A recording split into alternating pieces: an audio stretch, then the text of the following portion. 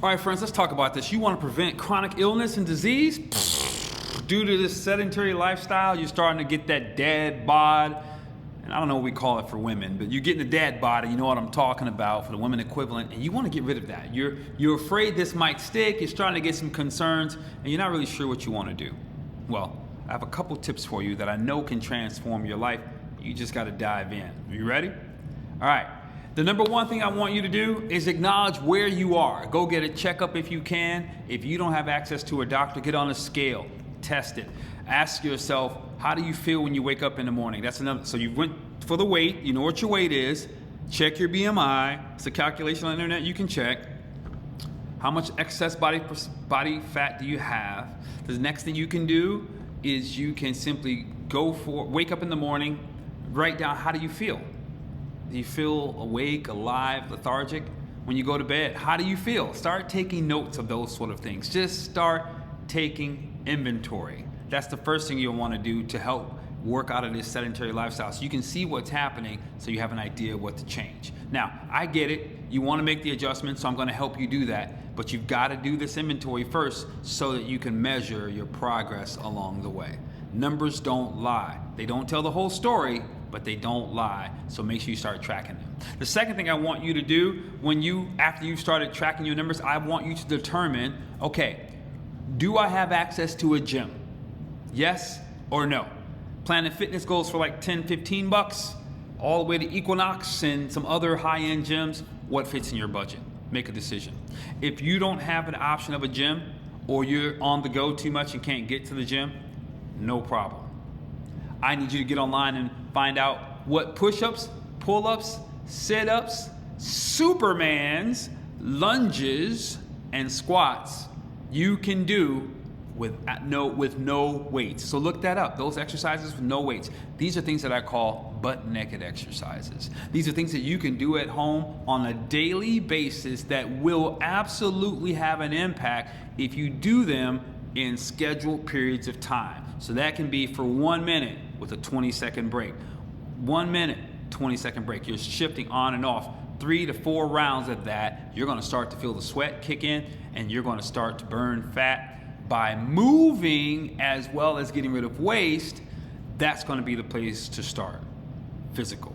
The second major thing I need you to do is I need you to shift your diet. You're going to have to start eating more fruits and vegetables. I need you to, if you're going to be sitting, that means you eat lighter. Why? Because you're not using the energy. If you're not going to be able to burn that energy, and don't think that working out means you're going to have to eat a lot more. But if you're not going to be able to burn that energy, then I need you to eat less. Save the heavy meal for when you're going to actually spend the energy, okay? That's going to start helping your body shift. Now you may say, Marquise, I'm going to be hungry.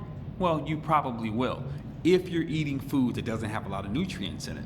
So have what we call whole foods, things that grow from the earth, things that your great-great-grandparents would call food. Hint, McDonald's isn't one of those things. Just something to think about to start that process. Now, getting back to the physical, here's what I want you to do. I want you to, number one, prioritize those short, intense exercises that I talked about more. You can do them in the morning, you can do some in the midday, and you can do some in the evening. If you start with those 3 days, good night, you're gonna definitely eat more. Good night, you're gonna need more water, but good night in 2 weeks, you're gonna start to see a significant difference. So whether you do it 3 days or not, 3 times in 1 day or once a day, set the plan, put it in your calendar, and get started.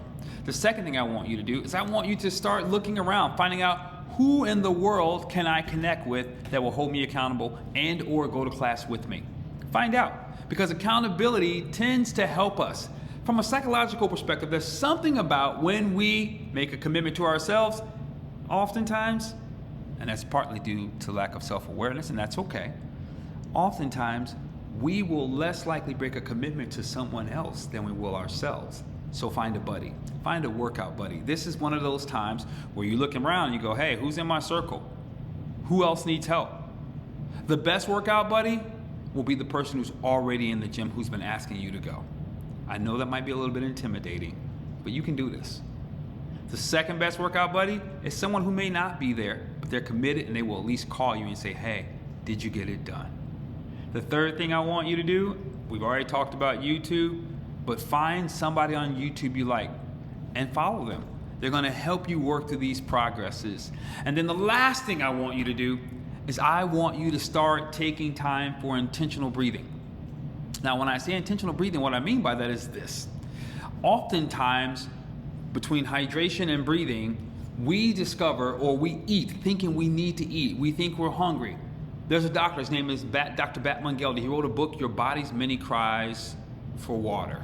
And being hungry is one of those things. So many times we're actually dehydrated. So if you get your water going, sipping on a regular basis, and then you start bringing in active breathing, mindful breathing, which is going to help you get clear about what's actually going on inside of you, whether you're eating for comfort or you're eating because you're actually hungry, that's going to make a difference. But the other side of breathing also is exercise and strengthening your body. That's what's actually defined as yoga. Yoga is actually the breath. So learning to breathe properly and rapidly is going to start to help circulate oxygen through your body. That's going to start to clear your head. That's going to start to bring oxygen to your muscles and remove cramps. That's going to start to regulate your mood. It's going to start to shift the chemistry, the biochemistry in your body, giving you an opportunity to prevent some of these chronic illnesses. I don't know how many of you went for this last pandemic, and when I say went for, here's what I mean by that. During the pandemic, you stayed in and you didn't move. You thought that was the best thing versus getting outside, moving your body, taking in oxygen, and healing yourself. I don't know what you did, but let me tell you this. At no point in human history, unless you're in a smoke-filled atmosphere, should you contain yourself to being in the house. Get outside for some of these exercises, if it's cold outside, bundle up and go for a brisk walk of 30 minutes to an hour. That's one way to get it in, but you're gonna start to breathe and you're gonna start to get deeper oxygen. You need to inhale the cold air, allow it to settle in your body, and then exhale it back out. And as you practice that, your body's gonna regulate itself, mixed in with the water. If you're getting plenty of water, then that cold, oh my God, it's so cold, your body will be able to push back once you start breathing. Why? Because the water is like a thermostat. It helps your body make the adjustment. If you're hydrated, if you're hydrated and you're cold, it'll warm you up. If you're hydrated and it's hot, it'll cool you down. That's what water does, ladies and gentlemen. So get plenty of water, and that's gonna help make that happen. Then again, going back to the breath, the combination of breath when you're out there for that brisk walk is going to help you.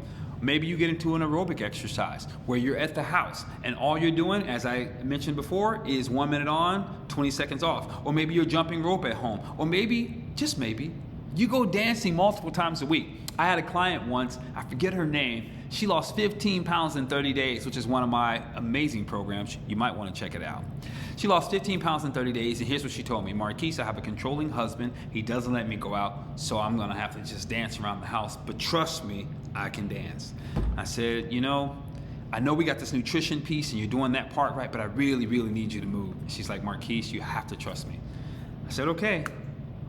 This woman danced her behind off and got her heart rate moving and got the aerobic piece just dancing in her house, and she lost 15 pounds in 30 days combined with getting her hydration, combined with breathing and her movement. So those are the 3 things that you can do that can transform your existence to get rid of the dad bod, to prevent it from coming, to help get rid of dis-ease in the body.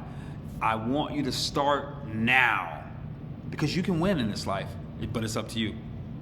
Do me a favor, subscribe, comment below, give me some feedback, throw back some challenges. I'll be sure to answer them for you, and make sure you send this to somebody you love.